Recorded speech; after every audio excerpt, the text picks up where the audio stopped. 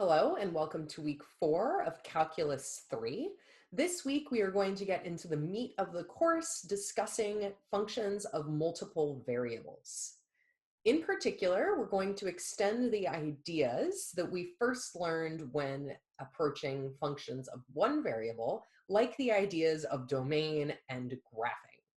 Then we are going to create some new ideas involving functions of more than one variable, such as the idea of a trace and the idea of level curves for functions of two variables.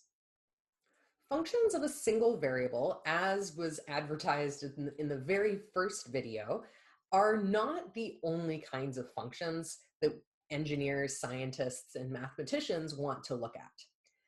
The first example that we looked at in the very first week was the notion of the ideal gas law. This was an example of a function of more than one variable. So for another example, we have the following function, which describes the motion of a projectile. We could think about this as a golf ball, football, whatever you want it to be. And the horizontal distance that that projectile will travel can be described in terms of, number one, how fast you hit the ball, so the amount, the velocity, initial velocity of the ball when you hit it, and secondly, the angle that you hit it, depending on how vertical or horizontal the ball goes initially. This is a function of two variables, v and theta, where v is going to be that initial velocity, and theta would be the angle that we initially hit the golf ball at.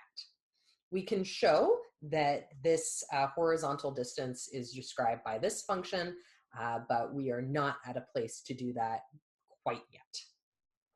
We're going to go ahead and use this particular example as a motivating example throughout the coming weeks. We will see more applications of multivariable functions, in particular during our synchronous sessions. So to start things off, we need to first define what a function of more than one variable is. So we have the following definition for a function of two independent variables, x and y. And so with this function of two independent variables, our input is a point, x comma y, and our output is going to be something which we call f of x comma y. These points, x, y, exist in some set D, which is going to be in our simple Cartesian plane. We'll see a picture of this once we get into some specific examples. So remember that when we were working in functions of, say, one variable, just to kind of draw a picture on the side, our domain was always on the x-axis, right? So if we had, say, a function that looked like this,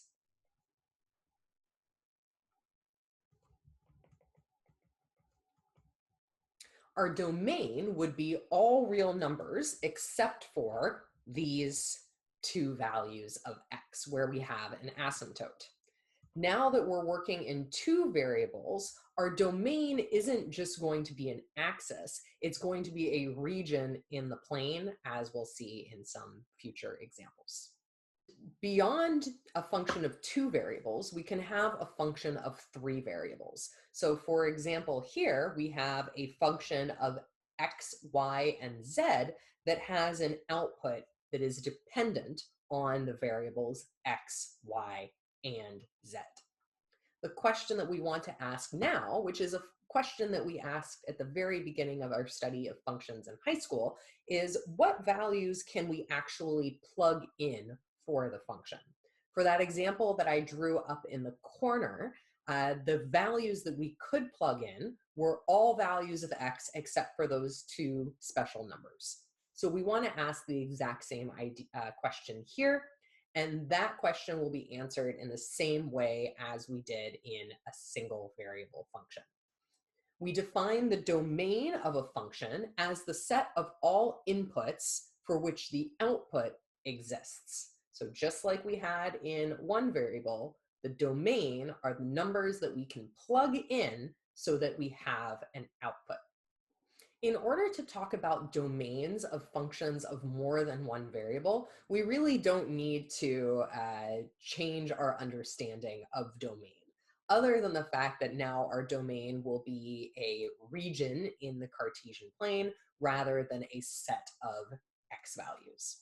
So we're going to employ everything we know about finding domains, but now we're going to do it for x values and y values. Let's look at this first example to help us out. We have the domain, or want to find the domain of this function, f of xy equal to x plus y over x squared minus y squared. We want to represent it algebraically, so in terms of a set, and we also want to describe it visually in terms of a graph. So if we think about what we know about finding domains of single variable functions, one major point that we always needed to check was that if we had a rational function, so something over something else, we knew that the denominator could never be equal to 0. Otherwise, the entire expression would be undefined. The same thing applies here. We cannot have, so we can't have that x squared minus y squared cannot be equal to 0. Otherwise, we would have that f of x comma y is undefined, right? We would have over 0, and that is a no-go in two variable functions, just like it was in single variable functions. So this means that we can't have that x squared is equal to y squared, which means that y cannot be equal to plus or minus x. Any values of plus or minus x are not going to be allowed in this function. So if we want to draw out what this would look like, we need to draw out our coordinate axes. So we have our x-axis and our y-axis. So labeling these here, we have our x and our y-axes. The values in the plane are the values that I can plug in. So for example, if I considered the point, let's say this point, so this would be 1, 0. If I plug in 1, 0 into my function, what do we end up getting? Well, I would plug in 1 wherever I see an x. So I would have 1 plus 0 over 1 minus 0, which would give me an output of 1. So we know that 1, 0 is in the domain. We need to label, though, the numbers that are not in the domain. And we know that numbers that satisfy y equal to plus or minus x would not be in the domain. And these can be graphed. We know that the values on y equal to x would be values on this line. So here's my line of y equal to x. And I also know that I can't have values of y equal to negative x either. So here's my y equal to negative x. Otherwise, everything outside and away from those two lines is going to be in my domain. So I can highlight the regions that do not include these bad regions and single lines of y equals x and y equals negative x. As a second example, we have something that is slightly more complicated. We say f of xy is going to be equal to 1 over y minus 1 times the natural log of x minus 2. There are a few things that we need to consider when trying to determine the domain of this function. So same idea applies. We know that we can't have the denominator equal to 0. So we know that y minus 1 times the natural log of x minus 2 cannot be equal to 0. So this means that we can't have y minus 1 equal to 0, and we can't have that the natural log of x minus 2 equal to 0. Thus, we can't have y equal to 1, and we also can't have the natural log of x minus 2 equal to 0. When is the natural log of x minus 2 equal to 0? Well, it would be 0 when the inside of the function here would be 1. So that is going to happen when x minus 2 would be equal to 1, which would mean that x cannot be equal to 3. So these are the points that are going to make the denominator 0. Think to yourself for a second whether or not there are any more restrictions that we have to have on this function. Pause the video for a second and come back once you've come up with some kind of an answer. The second issue that we run into is the fact that the natural log is only defined when the inside is strictly larger than 0. So we also have to have that the inside of the ln, so inside of the natural log, must be strictly larger than 0, which means that x minus 2 has to be bigger than 0, which means that x has to be strictly larger than 2. This gives us enough information that we can now graph what the domain of this function looks like. Let's go ahead and give that a try. So same idea, we are going to draw out our x and y axes. So there's my x, here's my y. First thing to help us out is that we know where the lines in which this function is not going to be defined. So the first line would be y not equal to 1. So we could go ahead and draw a dotted line through the line y equal to 1. We also know that x cannot be equal to 3. So we have x equal to 3. Let's go 1, 2, 3. We know that the function is not going to be defined here either. So x equal to 3. And finally, we know that x has to be bigger than 2. So that x equal to 2 is going to be another line that we are going to include in our image here. Otherwise, now we can go ahead and shade in the region that this function will be defined on. We know that it has to have x bigger than 2, so just to label that here, so x equal to 2. Since it has to be strictly bigger than 2, we know that we are going to shade in our regions after x equal to 2.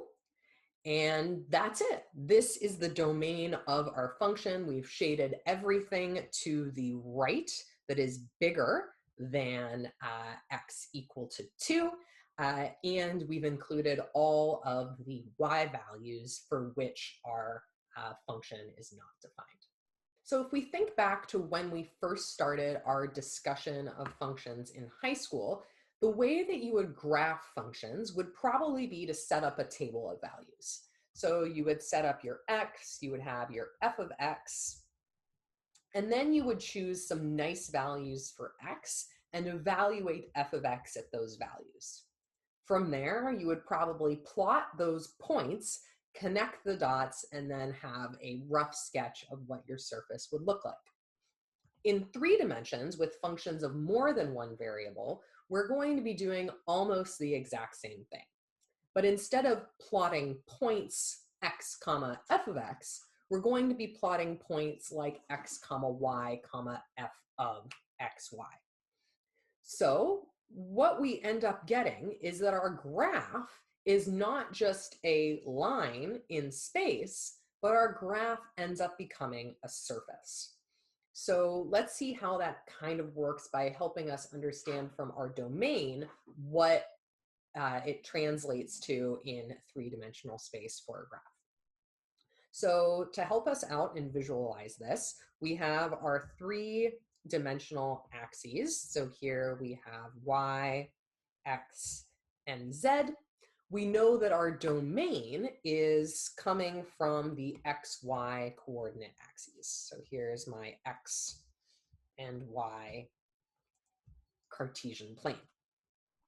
So if I highlight this all in green, this is my xy plane. My xy plane is also found in this region here in three-dimensional space. We looked at this in the very first week of class.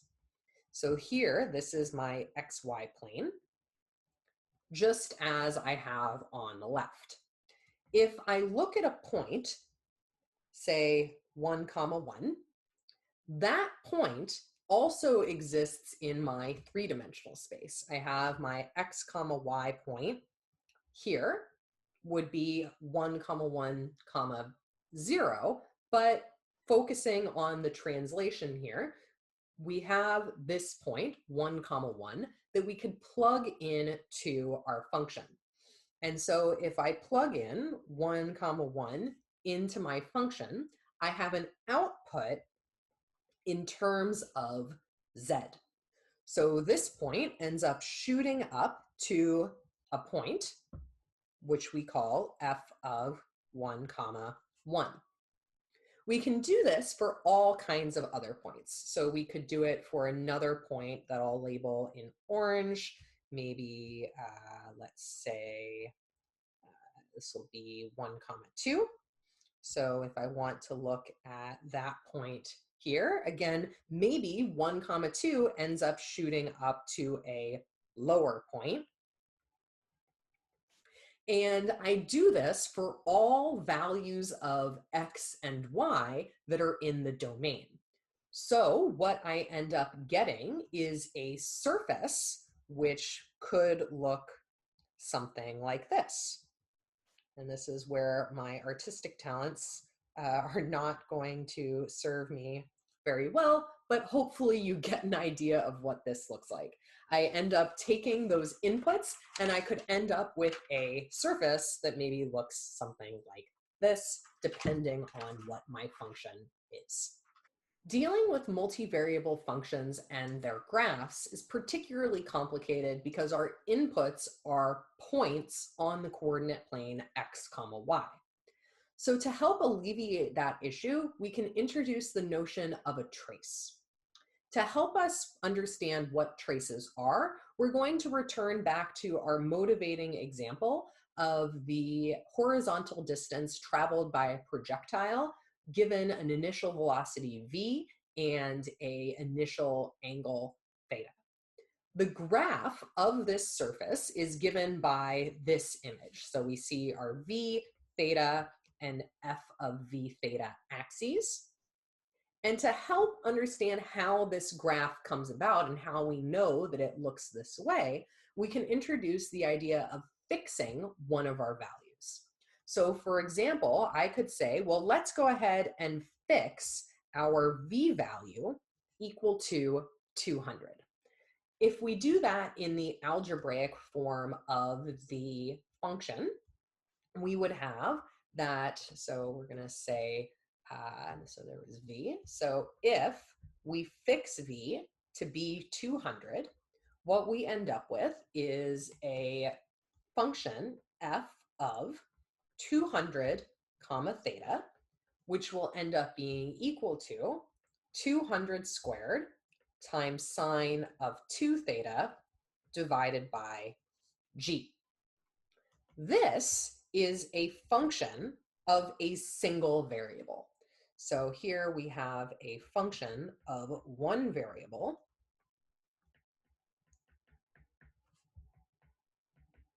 which in this case is theta. We know what this graph looks like. It is a variation of the sine function, which has some sort of oscillatory behavior. And so we know that we would expect some sort of sinusoidal behavior when I fix my v value to be 200. I would expect the same thing if I fixed my V value to be 50, though the amplitude of my graph would be smaller. And that can be seen in this image of the graph.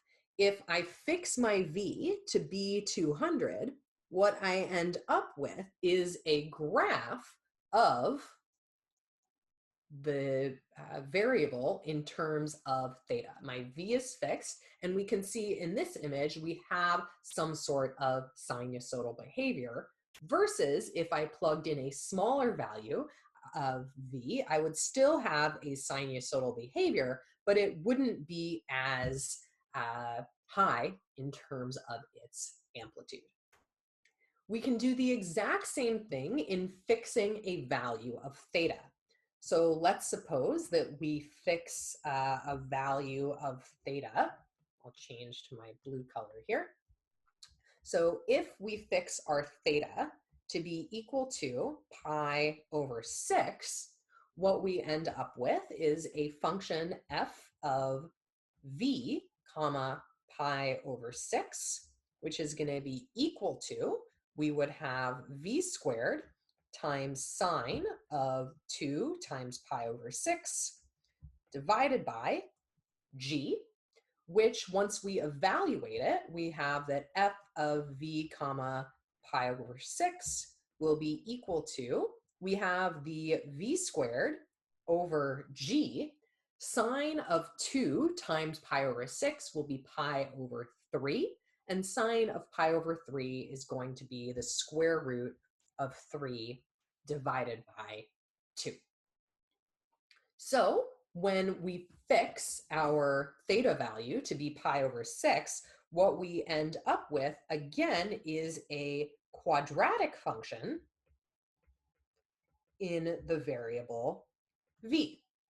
We know how quadratic functions behave, and we can see on the graph here, if I fix my theta to be pi over 6, what I would have is something that looks like this. So that's fixing my theta value to be pi over 6 approximately. So here is that theta equal to pi over 6.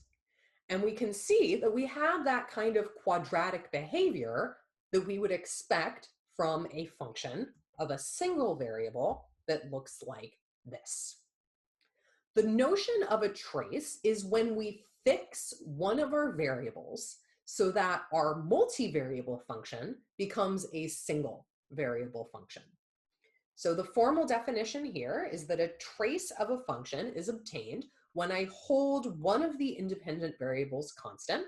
So here, as we can see, I have z equal to f of c comma y. So here, this would be a trace in y, versus when I hold my y variable constant, this would be a trace in x. So I have from this some information about the behavior of the function, what the function looks like when I hold one of my variables constant. This graph is a meteorological map of Hurricane Sandy, which hit the northeast coast of the United States in 2012. The lines on this graph represent the lines of constant pressure, which are also known as isobars. Regions of low pressure are typically where large storms tend to be formed, whereas regions of high pressure are where you can expect nice clear blue skies and sunny, warm, or cool weather. With this map, we can look at Hurricane Sandy and see that as we approach the center of the storm, the millibars in the storm are getting lower and lower. We start at about 1,000 millibars down in the North Carolina coast and decrease to about 560 millibars, or sorry, 960 millibars once we get to the center of the storm. This map is of Hurricane Katrina, which hit New Orleans in 2005, and historically is known as one of the most devastating storms in Atlantic hurricane history. And the same thing can be observed. We start with about 1,000 millibars here, But notice that the changes in the millibars change by eighths versus in the previous example, we were changing by fours. Still, we see that decrease in the lines of constant pressure. So in this region, we have 984 millibars. On this line, we have 992 millibars, etc. Meteorologists rely on these kinds of maps to understand how storms and air currents move. In this example, I have a topographical map of Whistler Mountain. In this image, I have labeled in more detail a black run and a green one on Whistler. This map was taken from Google Maps, and it shows the various elevations of the mountain in different regions. So if we look at this line here, this is about the 1,800 meter elevation, 1,600 meter elevation, 1,400 meter, etc. And we can also see that there's a 1,400 meter elevation line over here. Now, the point of this map that I want us to engage with is looking at what makes a green run green and a black run black. So with a black run, black runs are usually considered to be more difficult because they have regions of a steep descent in terms of elevation. And that can be seen in this black run, where we start around, it seems, this is the 2,000 meter elevation mark. So somewhere around 2,000 meters, and it goes down to about 1,600 meters, and over a pretty short period of time. The run is short, but the change in elevation is quite large. Let's look at the green run in comparison, where we start at around the 1,600 meter elevation mark, and we only get down to 1,200 meters over that long extended area. So throughout the run, we're staying at relatively constant lines of elevation, whereas with the black run, our elevation is changing more quickly. Those three examples are examples of what we call level curves. With a level curve, we're interested in what values of x and y correspond to a particular constant value of z. So with those examples, our xy coordinates were values in space, and the output was either a pressure or a height. So to figure out the level curves, we need to end up solving an equation in terms of x and y and recognizing what kind of a graph that is in the xy plane. So for example, if we choose k equal to 1, we want to know when is our graph 1 plus x squared plus 4y squared equal to f of x comma y equal to 1. Well, this is happening when I have that x squared plus 4y squared would be equal to 0. And that happens if and when x squared is equal to negative 4y squared. Here we can see that we have a always positive value equal to an always negative value. That is only going to happen when x equals y equals 0. So if we want to plot this, we have our xy coordinate axes. So here's my x and y axes. And the level curve of when k is equal to 1 only ends up being a single point. So we'll call that k equal to 1.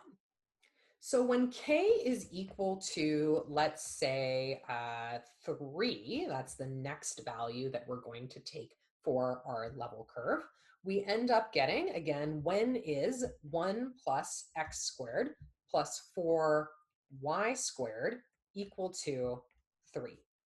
This is going to happen when x squared plus 4y squared is equal to 2. And after doing a little bit of manipulation here, this is going to happen when x squared over 2 plus y squared, and I guess 2y squared, is equal to 1. This ends up being an ellipse, if you remember from high school and calculus. So here, this ends up being an ellipse, which we can graph in the XY coordinate axes. I've gone ahead and plotted this ellipse. We know that the horizontal distance of this ellipse would be the square root of 2, and the height of the ellipse would be 1 over the square root of 2. So that is what our level curve would be for when k is equal to 3. All of these values are the values that are going to give me an output of 3 for my function. So if x and y as a point satisfy this equation of my ellipse, then I have that my output of my function will be 3. Let's try 5, and I'll ask you to try 17 on your own. So if we choose our k equal to 5, again, what we end up getting is 1 plus x squared plus 4y squared equal to 5, which gives me that x squared plus 4y squared is equal to 4, which after doing a little bit of moving around will give me x squared over 4 plus y squared equal to 1, which again is an ellipse. In this case, my ellipse has a horizontal radius of 2 and a vertical radius of 1. And we can plot that ellipse as best as we can on this graph. So trying there, and try and make that even. That doesn't look very good, but we're trying. A for effort. So then we end up getting here that this is going to be my level curve of k equals 5. And again, if I have a point, x comma y, on this curve, it means that it's satisfying this equation. And that means that the output of my function f of x comma y, the height, would be 5 for any x comma y on that green curve. Here we have examples of level curves and surfaces where we can see that the light purple kind of magenta parts are representing the larger, taller parts of the function, where the more indigo color parts are representing where the function is lower. It's a little bit more convenient when level curves are associated to values of k, like we did in the previous slide. So we could see that maybe this outside level curve could be when k is equal to 0.1, and this inside level curve could be when k is equal to 3. Similarly, we could have the outside level curve here could be when our k value is equal to 4, versus maybe that inside level curve is when k is equal to 0.1. These level curves tell us where we are in the height of the function when we are on a certain point in the xy coordinate plane. We've now moved on to section 14.2, where we are examining limits of multivariable functions. These 3 questions are going to motivate our work in the coming slides. Firstly, defining what it means for a function to have a limit. Secondly, to understand what it means to not have a limit. And thirdly, extending the notion of continuity from Math 111 to the notion of multivariable functions. So we're going to rewind way back to 111 and review the concept of limits of single variable functions. So we said that a function f of x had a limit L if we could be as close as we wanted to L, provided that we were sufficiently close but not equal to A. So how did that work out? Let's look at a picture, a familiar picture from 111. So where I would have my x and my y coordinate axes. And let's say that my function looked something like this. So here is my function f of x. This function had a domain of all real numbers, except for this value here on the x-axis. Let's call it a. But we knew that as we approach our value a from either side, the values and the outputs of our function, so if we call this mystery number here L, as I approach my value A, I'm also approaching my value given by L. In this case, we would have, even though this function is not defined at x equal to a, it does have a limit.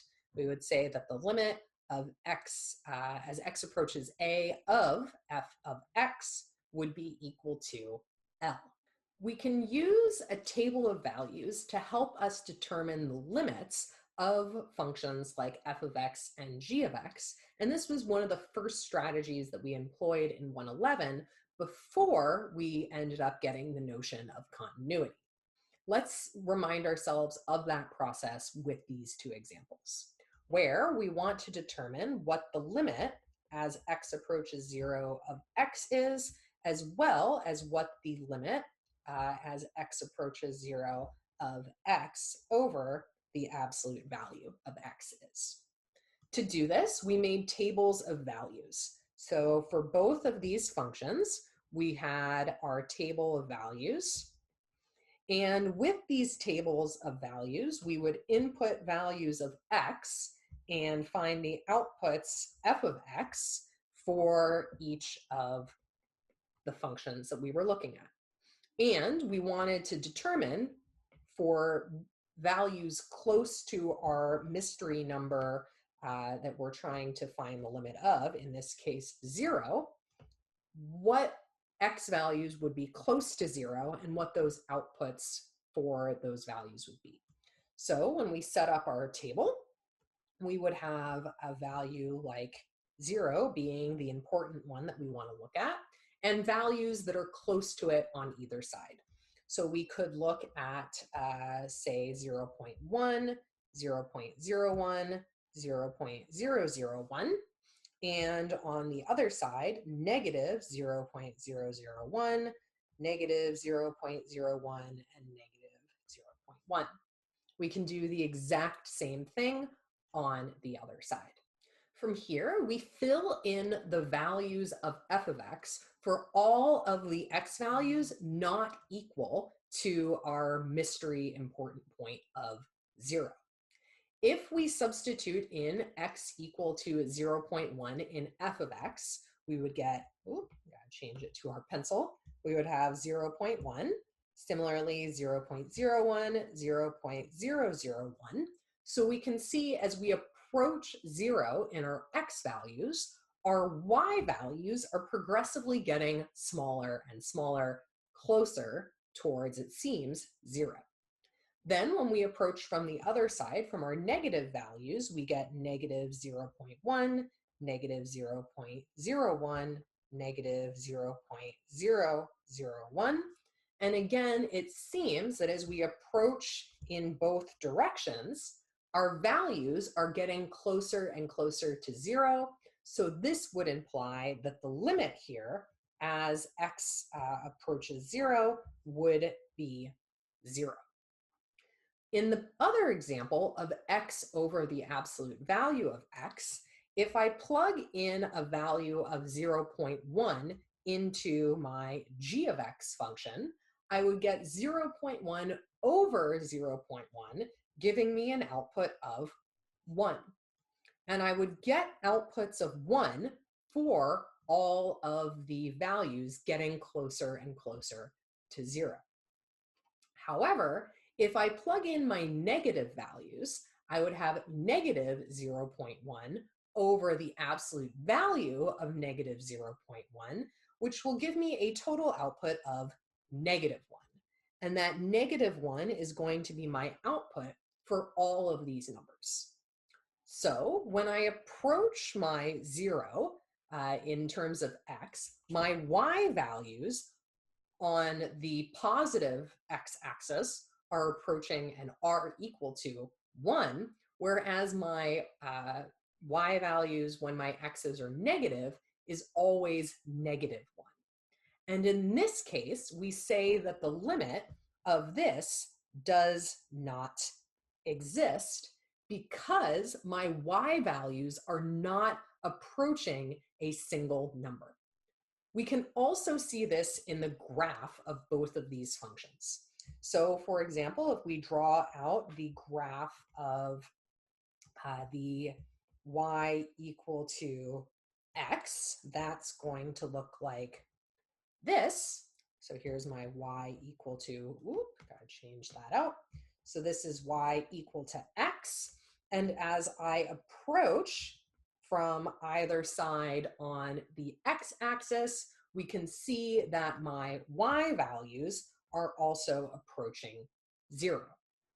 Versus if we look at the other graph of x over the absolute value of x, in this case, what we end up getting is that when our x values are positive, our y values are always going to be around and actually equal to 1. And that is constantly going to happen as a constant function for those positive values of x. Versus if I plug in negative values of x, my output is always going to be -1. So here we have 1, we have -1, and something funky is happening at 0. We're going to have that open dot at 0.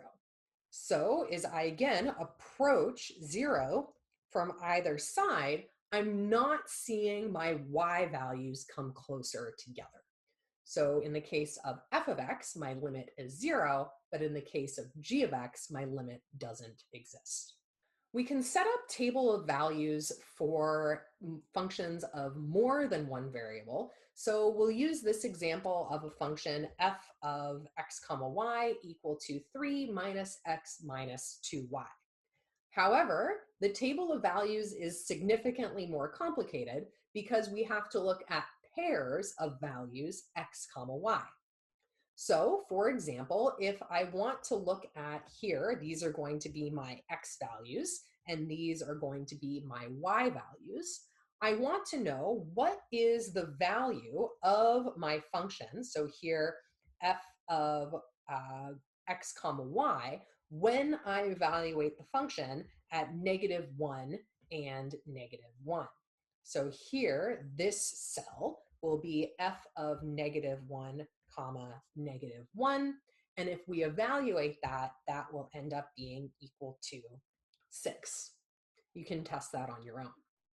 Similarly, in this cell here, I would have f of my x value is going to be -0.1, whereas my y value is going to be -1. And if we evaluate our function at -0.1 comma -1, we would have an output of 5.1. I'm going to fill in the rest of the table because trying to do this live would just take up way too much time.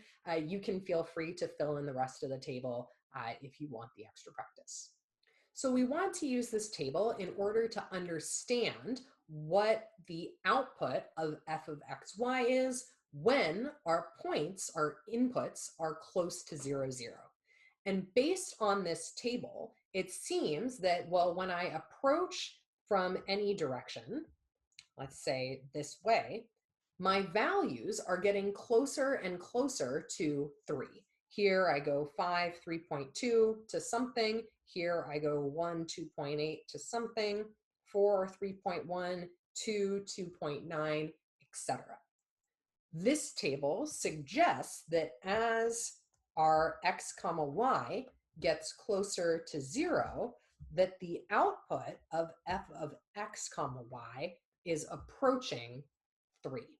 For the function g of xy equal to 2xy over x squared plus y squared, we can apply the exact same idea. If we look at this table of values and we want to look at, say, when my g of xy is g of 0 comma -1, we can plug 0 and -1 into our function, and we would get an output of 0. Similarly, if I decide to plug in -1 comma -1, we would have g of -1, -1, after an evaluation, giving me an output of 1. I'll go ahead and fill in the rest of this table of values so that we can answer the question of, okay, again, as I approach my 0, 0 point, which again I'll highlight in yellow, as my XY coordinates get closer to this, how is my G of X comma Y changing? This table of values is not as cut and dry as the previous table of values. Look at what happens when I approach my 0, 0 point along this line. I'm getting -1s. Similarly, on this line, I'm also getting -1s. However, when I approach along this line, I'm getting 1 as my output. And if I approach along this line, I'm also getting 1 as my output. Or we could look at here, approaching getting 0s as my output. So it's kind of unclear, well, what is happening? I have outputs of 0 close to 0, 0. I've got outputs of -1, and I also have outputs of 1. It's not clear what the output of g of xy is for values of x and y that are close to 0, 0. And so we're kind of left with, well, what is happening at 0, 0? And in this case, what we would say is that as our xy coordinate gets close to 0, 0, it is unclear what the value of g of xy is. We don't quite know what the output is. In this slide, we have the images of the level curves as well as for the surfaces of the functions which we looked at on the last 2 slides. As you can see, we have that something is really weird is going on with the second function g of xy. But first, let's examine f of xy and see what's happening with those level curves. So as I'm traveling on my xy coordinate axes, in this case, I don't have my level curves labeled, but what we can see is that as I travel through the xy plane, the level curves are getting lighter and lighter in color. And corresponding to this surface, it means that my level curves, the value of them is getting closer and closer to 3. As I approach, whether it be this way, that way, or on some funky little path, the values that I am experiencing on those level curves are getting closer to 3. This is also seen in the surface, where if I look at a point, say here, and I look at a point closer here, the values on my surface that that point is corresponding to are also getting closer to 3. I can imagine projecting this value up onto my surface and traveling along these dotted lines, getting closer and closer to 3. If we look at the level curve and the surface of g of xy, we can see that really weird things are happening. So the level curve associated to k equal to 1 is given by the line of y equal to x, versus the level curve for when k is equal to -1 is given by our line y equal to -x. When we approach our mystery point of 0, 0 along this path, the outputs are always 1. When we approach along this path, the outputs are always 1. And when I'm really, really close to 0, 0, my outputs are still 1. However, when I approach along this path, my outputs are giving me -1. Sorry for that little typo. So we are traveling along this path. I'm getting an output of -1. And here I'm traveling along an output of -1. And again, it seems that when I'm at points that are really, really, really, really close, to 0, 0, my output is seeming like it's -1. We can do the same thing for traveling along the x-axis. We're getting an output of 0. When I travel along the y-axis, again, an output of 0. What is happening around this region? We don't know what the height is. We have lots of different heights for values that are close to 0, 0. The same thing can be seen in the surface. Up here, we have values that are outputs of 1 versus outputs of values of -1. Really weird stuff here is happening in this surface. And in this case, we would say that the limit of this function does not exist at 0, 0. We'll formalize that idea on the next slide. In summary, we say that a function of two variables has a limit L as x comma y approaches point AB, provided that the output of f of x is close to L when the values of x and y are close but not equal to AB. This can be seen in the following graphic that I've drawn below. We have our region D that is surrounding our point A comma B. A comma B then gets inputted into our function f, which is lying somewhere on the surface. The idea with a limit existing is that for all the points that are nearby that A comma B, the points on the surface should be close to this value L. Again, we can translate this picture in the xy plane into the xy plane in the standard Cartesian axis, where again, we have our point AB in our region D, where we want to see and make sure that the points around AB shoot up to values close to this mystery number L. Before we define what it means for a limit to exist, which is actually really complicated and not something we're going to do, we can prove and talk about what it means for a limit to not exist. So we say that a limit does not exist if, when I approach from two different paths, at least two different paths, that I have a different output. So remember in those previous examples, when I approached on one path, I was getting outputs of +1 versus on another path, I had outputs of -1. This meant that our function did not have a limit at the value 0, 0. Let's put this into the context of evaluating a limit of a particular function and showing that that limit does not exist. It's actually easier to talk about showing a limit does not exist rather than showing the limit does exist. So that's what we're going to do first. We say that a limit does not exist if, when I approach my mystery point A comma B from different paths, the output is going to be two different values. So remember in the previous slides, when I was approaching on different paths, I had outputs of 0 versus outputs of 1 versus outputs of -1. And so what we want to do is now try to see what that looks like without having to graph level curves, because that takes quite a bit of time. The example here of f of xy equal to xy over x squared plus y squared is not all that different from the g of xy function we looked at a few slides ago. I've removed the two just to make life a little bit easier.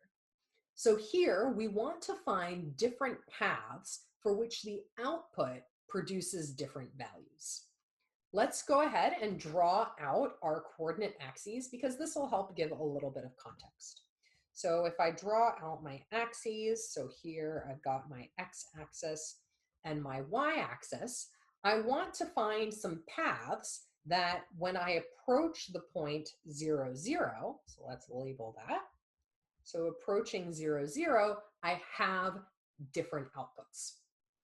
It's easiest to choose nice paths. So a simple path would be to go along the x-axis. So this would be when my y value would be equal to 0.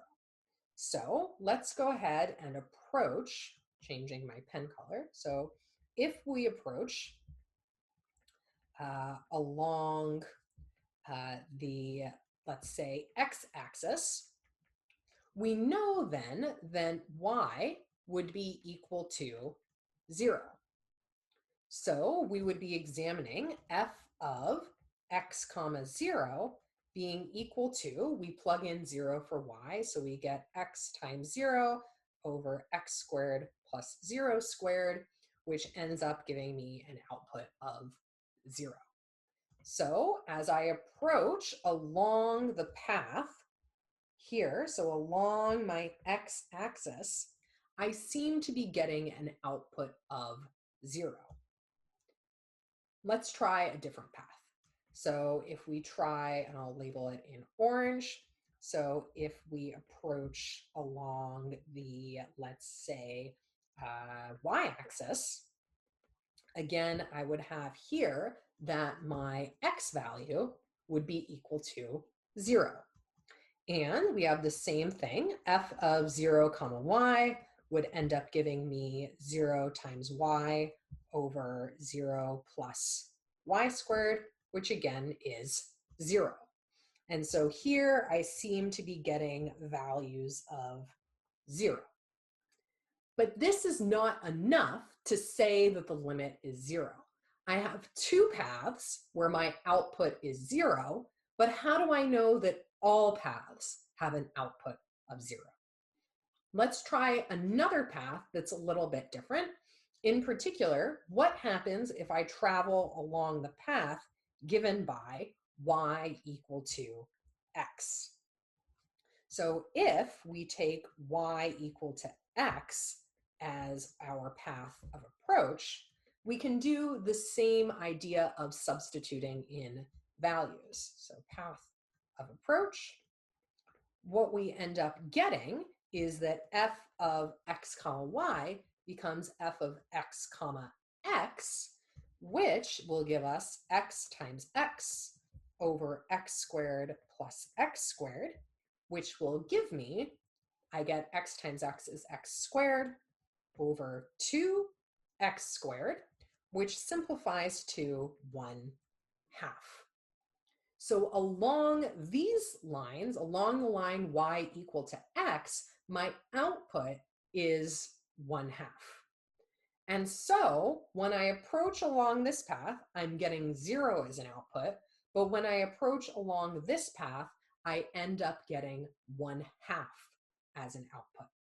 So in this case, we would say that the limit as x comma y approaches 0 comma 0. Ooh, that was wrong here. X comma y approaching 0 comma 0 of xy over x squared plus y squared does not exist by the theorem, because we have found two different numbers of f of xy when we approach from two different paths. I want you to go ahead and try to find the paths that would be appropriate to show that this function does not have a limit at 0, 0. As a hint to start you off, you're going to need to pick a different path, and remember that those paths can be curvy. So we don't have to approach on lines, we could approach on some sort of a curved path. Pause the video, come back, and I will have it all worked out.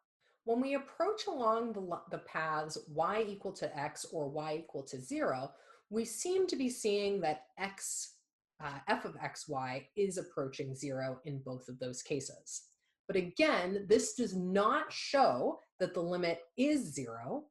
We need to examine all paths in order to show that that's true. So we need to think of a slightly more complicated path in order to show that this does not have a limit at 0, 0.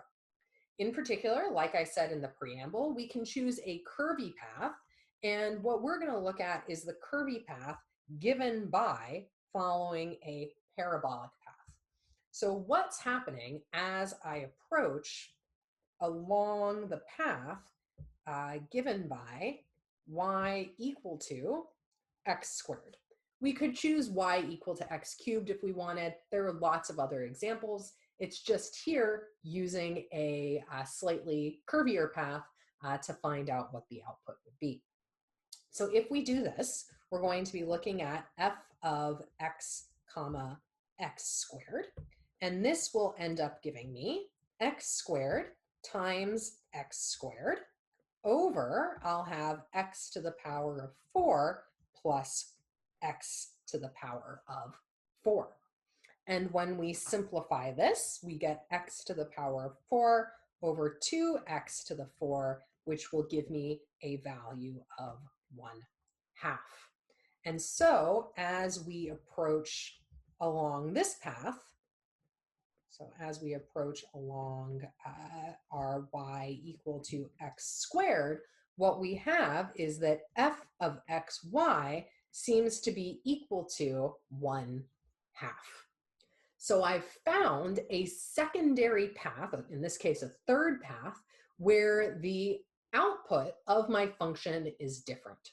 So in this case, again, we show that and have shown that the limit as xy approaches the point 0, 0 of this function x squared y over x to the 4 plus y squared does not exist because we have two different values along two distinct paths.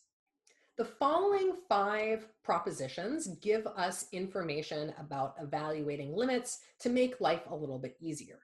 However, we can only use these properties given that our limits already exist. So this is just a warning that you can never use these properties unless you know that the limit exists. So just to write that down so that we're all on the same page, we can only use this, can only use these rules if we know our limits exist. So we'll see on a next example that we can use these limits on certain kinds of functions by breaking them up in particular ways. Let's go ahead and use those limit properties to evaluate the limits on this slide. So in both of these cases, our functions are made up of simple pieces like just x and y multiplied, added, and subtracted and divided. So we can break apart each of the functions to be made up of those x's and y's that we were allowed to evaluate the limits of. So for example, in the first part, we have the limit as x comma y approaches 1 comma 2. Because I know in the first case, this is going to be just the limit of 3 times x plus 2xy plus yy. I know that the limit, if we just write this on the side, the limit of x comma y approaching 1, 2 of x is just going to be equal to 1. And we know that the limit as xy approaches 1, 2 of y is just going to be 2. So we can apply this to this problem and see that the limit here is going to just be 3 times 1 times 1 plus 2 times 1 times 2 plus 2 squared, which will give me a total value of 11 as my limit.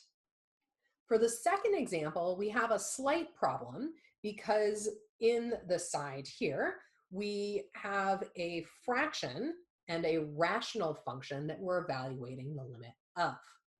If we go ahead and evaluate this directly in the same way that we did this previous example, we would end up getting, so distributing that limit, so we have xy approaching 3, 2 of y squared minus 4 over, we would have the limit as xy approaches 3, 2 of y x minus 2x. But if we apply the same idea, what we end up getting is 0 over 0, which is an indeterminate form. And so the big question here is, well, what is the limit? It's not 0, it's not infinity, we have to start over again. And if you recall from 111, what we would do in these kinds of cases is see whether or not we could factor the numerator and the denominator. And so here we can do exactly that. So in this case, this is not going to work. What we can do instead is see that this is going to be the limit as x comma y approaches 3 comma 2 of, in the numerator, I have y minus 2, I can write y minus 2 times y plus 2 divided by, I'll have x times y minus 2. And so the y minus 2's cancel, which just leaves me with the limit as x comma y approaches 3 comma 2, which leaves me with y plus 2 over x. This now I can split those limits and see what happens. So I have the limit of y plus 2 of x comma y 3 comma 2 divided by the limit as x comma y approaches 3 comma 2 of x. This leaves me with, in the numerator, I will get 4. In the denominator, I get 3, telling me that the limit of this function as xy approaches 3, 2 is equal to 4 over 3. We can recall from Math 111 that a function was continuous if, first of all, it was defined at the point, and second of all, that the limit at that point was equal to the output of the function. To do just a little recap and reminder of what that looked like, if we drew our xy coordinate axes and we had a function that looked like this, while the limit of this function existed at the point A, this function was not continuous because it wasn't defined at A. Similarly, if I had a different function, we'll go ahead and put it in orange. So a function that looks like this, while this function was defined at this value C, the limit did not exist, so this function wasn't continuous. A continuous function was one where if I look and draw this function, I could see that while at these values of C and A, my limit exists and my function is defined at both of these points. For continuity of functions of two variables, we say that the function is continuous at a point AB if, number one, the limit exists, and number two, the function is defined at that point. If the limit and the value of the function are the same, then we say that that function is continuous. Just like we would say a function is continuous on all real numbers, if it's continuous on all real numbers, we would say that a function f of xy is continuous on a region D if it is continuous for any point in that region. Because remember, when we're defining limits, we're looking at that little region around the point in the xy axis. To show that a function is continuous everywhere, we need to show that the limit as x comma y approaches a point, an arbitrary point, a comma b. So here we are looking at the limit of f of xy. We want to show that this limit is equal to f of a comma b. And so if we're working with this particular f of x comma y, what we have is that the limit as x comma y approaches a comma b of c x to the n, y to the m, where c, n, and m are constants, well, we can apply our limit rules from the previous slide. So here we end up with the limit as x comma y approaches a comma b, and this would be of c x to the n times the limit as x comma y approaches a comma b of y to the m. Both of these limits we can evaluate using those limit properties from a couple slides ago, and this ends up giving me, I have c, my constant. I know that this will give me a to the power of n, and finally, I will have b to the power of m for my limit in terms of y. Thus, because I have the output of my limit being equal to f of a comma b, this means that my function is continuous. So thus, f of xy is continuous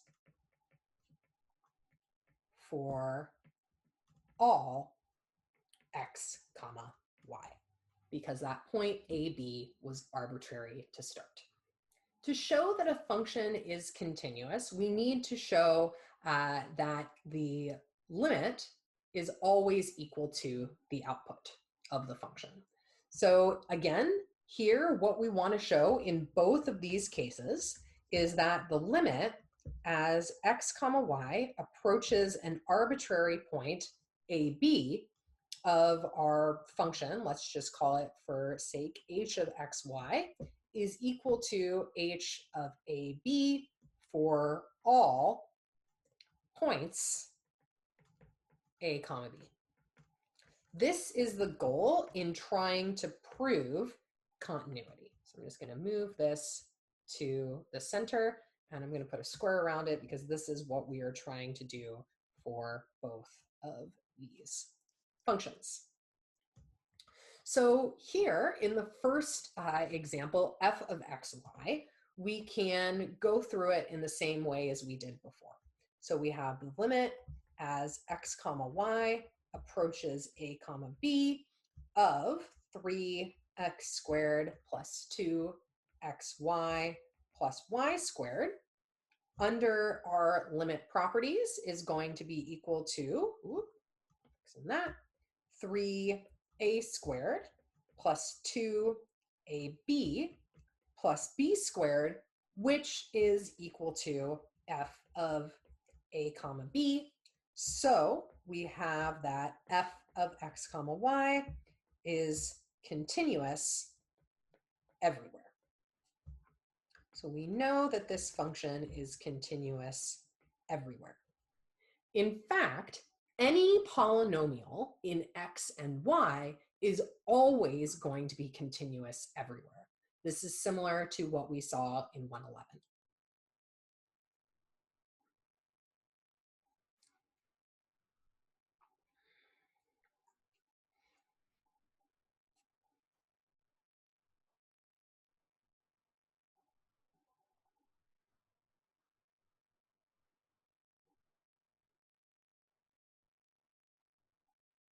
For g of xy, the situation is a little bit different. Again, we can factor out the numerator and the denominator. So I get y plus 2, y minus 2 divided by x times y minus 2. And before we cancel anything out, we're going to leave it in this form because it does determine what the domain of the function is. We can't substitute in a value of x equal to 0. Notice that if I evaluate, say, the limit as x comma y approaches 0 comma b, so here b is an arbitrary point, I would end up with, again, y squared minus 4 divided by, I have x times y minus 2. I can apply most of my limit laws here, assuming that my b, in the second example of g of xy, it's not as easy to determine whether or not this function is continuous because something funny is happening in terms of the domain of this function. The domain of f of xy had a domain of all real numbers. I was able to plug in any values of x and y that I wanted.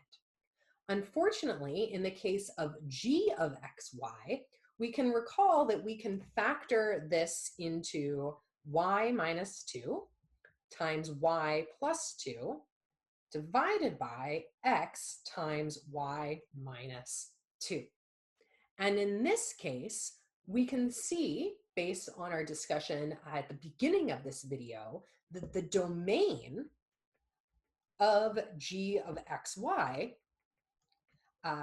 does not include two values. So it does not include x equal to 0, and it does not include y equal to 2. So points like 0, 0, 0, 1, all of these values, the output of g of xy is not defined. So g of x comma y is not defined. So not defined when x is equal to 0 or y is equal to 2. And because of that, if the function is not defined, then the function cannot be continuous. In order to be continuous, the function must be defined. So this gives me that g of x comma y is not continuous everywhere. It is continuous at some points. So for example, on the previous slide, or a few slides ago, we showed that g of xy, as xy approached the point, I think it was 2, 3, that limit exists, but it does not exist at other points. Finally, we have some information about continuity of functions of two variables, similar to the properties that we had for continuity of functions of one variable. These are similar to limit laws. So if we add or subtract two functions, if they are continuous at AB, their sum will be continuous at AB. Similarly, if we have two functions multiplied together, which are continuous at a point, the product is continuous at that point. And finally, we know that the quotient of two functions is continuous at a point as long as, first of all, those functions are continuous and we have that the denominator g is not equal to 0.